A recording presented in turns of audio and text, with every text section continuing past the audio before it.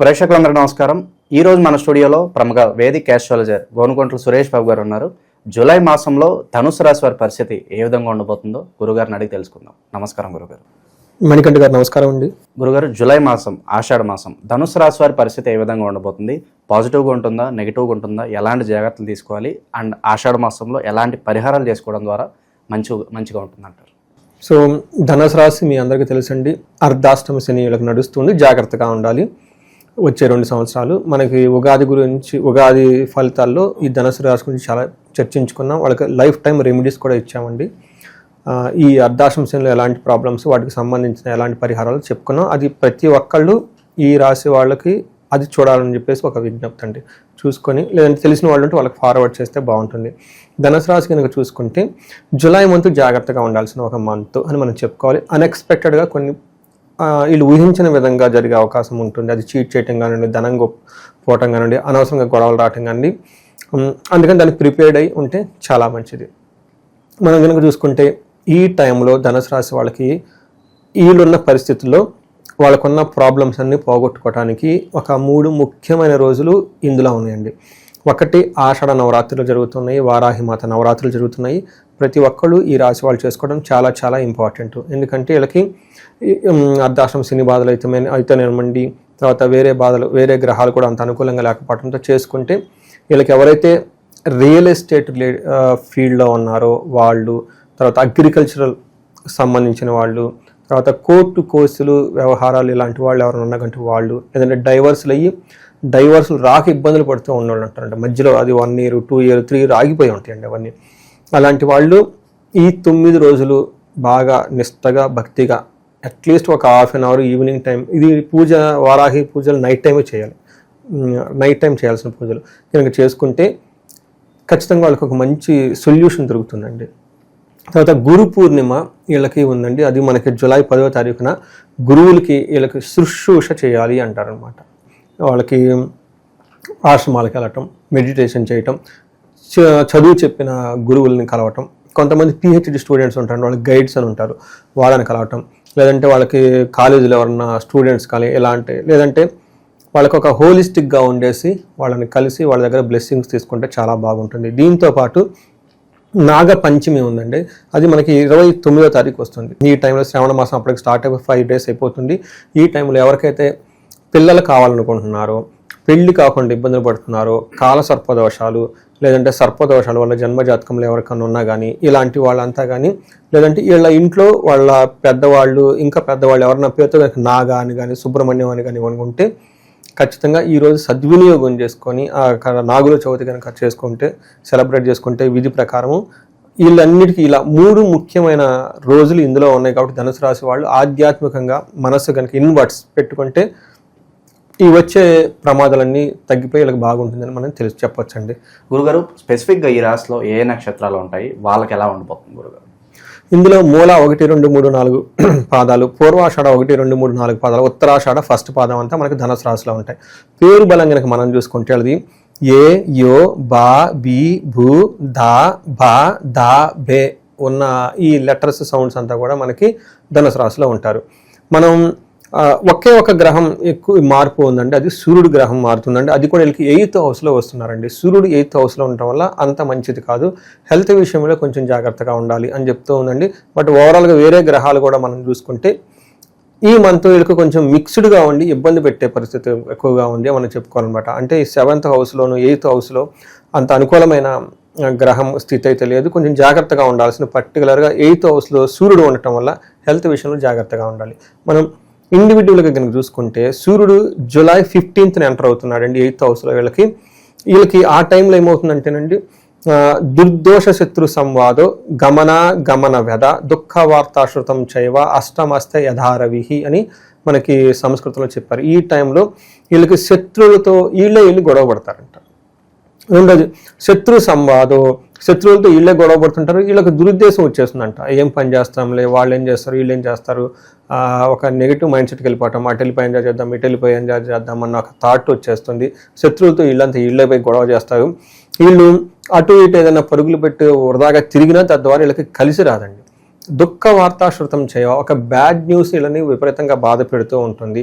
ఇది అష్టమంలో రవి ఉంటే వీళ్ళకి జరిగేది. అంతేకాకుండా రెండో ఇంట్లో దృష్టి ఉండటం వల్ల మనీ కోల్పోయే అవకాశం ఎక్కువగా ఉంటుంది. కుటుంబానికి సంబంధించిన మనకేమంటారు బంగారం కానీ, జ్యువెలరీ కానీ, నగలు కానీ ఇలాంటివి పోగొట్టుకునే అవకాశం ఎక్కువగా ఉంటుంది. దానికి సంబంధించిన విషయాల్లో టెన్షన్ పడే అవకాశం ఎక్కువగా ఉంటుంది. కుజుడు వీళ్ళకి 9th హౌస్లో ఉండటంతో అగైన్ అతిగా ఖర్చు పెట్టడం, తర్వాత ఇంట్లో దొంగల ద్వారా భయం, శత్రువుల ద్వారా భయం వచ్చే అవకాశం ఎక్కువగా ఉంటుంది.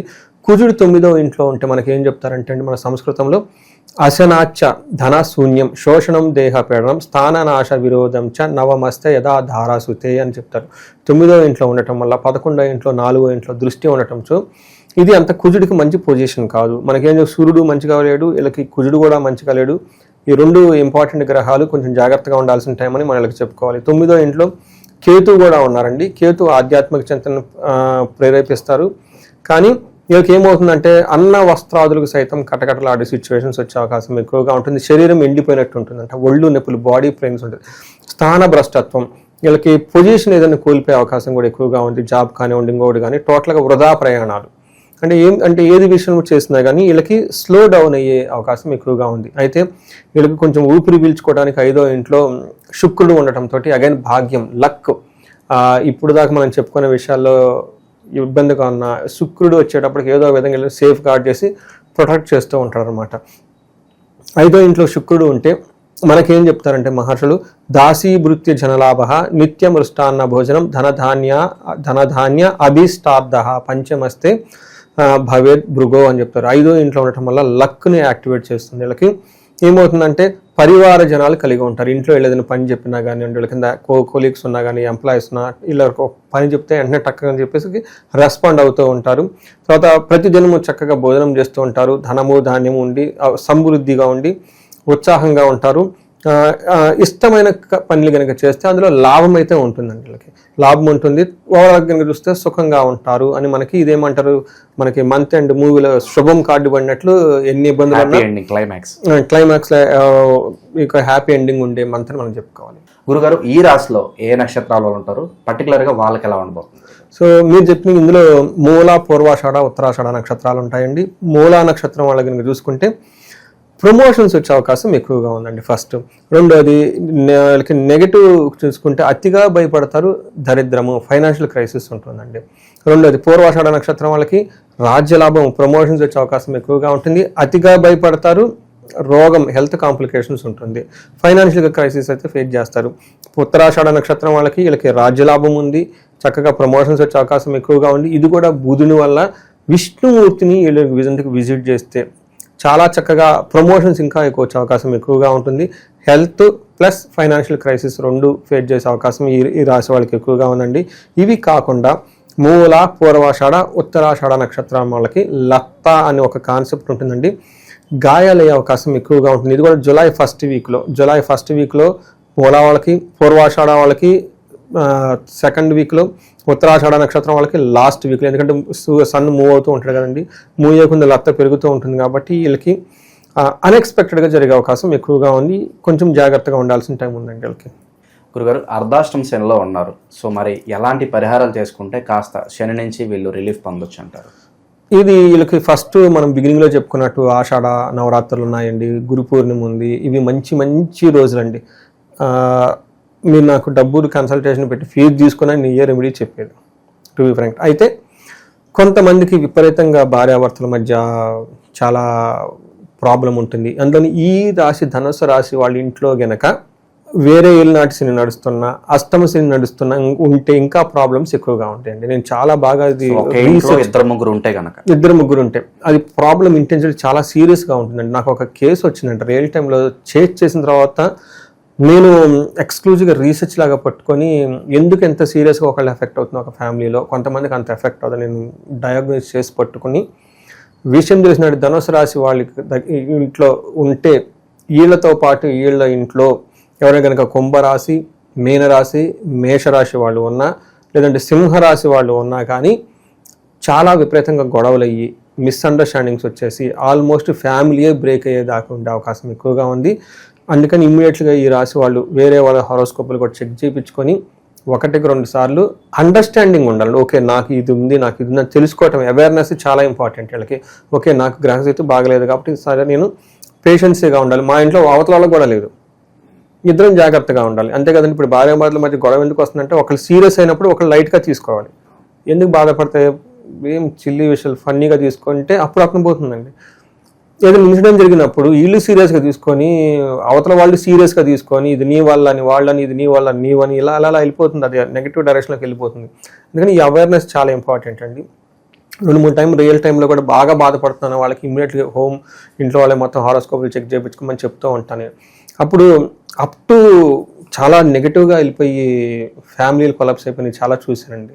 సో అది ఒకసారి చెక్ చేసుకుంటే చాలా బాగుంటుందండి. 2 మనకి ఇప్పుడు దాకా చెప్పుకున్న విధంగా ఆషాఢ నవరాత్రులు ఉన్నాయి, గురు పూర్ణిమ ఉంది, ఇవన్నీ చక్కగా చేసుకోండి. వీటితో పాటు ఎవరికైనా గనక ఫ్యామిలీలో డిస్టర్బెన్స్ ఉంటే అన్యోన్య దాంపత్యం చేసుకోవచ్చు. పెళ్లి కాని వాళ్ళు ఎవరైనా గనక ఉంటే అఘోర గౌరీ పాశుపత అభిషేకం, ఎవరికైనా హెల్త్ బాగలేకపోతే మృత్యుంజయ పాశుపత అభిషేకము, లేదంటే ఇంకా కొంతమందికి జాతకంలో డిస్టర్బెన్స్ ఎక్కువగా ఉంటుంటే డైవర్సుల దాకా వెళ్ళిపోయి ఉంటే వాళ్ళకి జాతకాలు చూపించుకొని అందులో కుజ దోషాలు ఏమైనా ఉన్నాయా, లేదంటే రాహుకేతుల దోషాలు ఏమైనా ఉన్నాయా, అవన్నీ చూపించుకొని అవన్నీ క్లీన్ చేయించుకుంటే ఆ గ్రహ దోషాలకు సంబంధించిన పూజలకు చేయించుకుంటే బాగుంటారండి.